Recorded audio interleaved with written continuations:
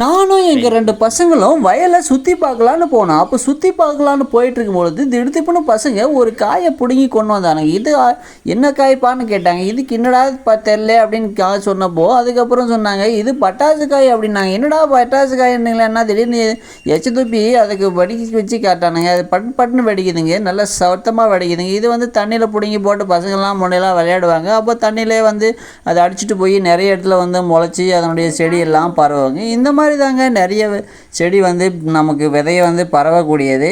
இதை இது காக்கா குருவியெல்லாம் சாப்பிட்டுட்டு இப்போ சில பழங்களெல்லாம் கொண்டு போயிட்டு போடும். அப்போ நிறைய விதைகள் முளைக்கும். சில இது பார்த்திங்கன்னா வெடித்து பஞ்சு மாதிரி பறந்துட்டு போகும். இந்த மாதிரி சில விதைகள் ஒவ்வொரு விதைக்கும் ஒவ்வொரு வகையாக பரவுதல் தன்மை இருக்குது.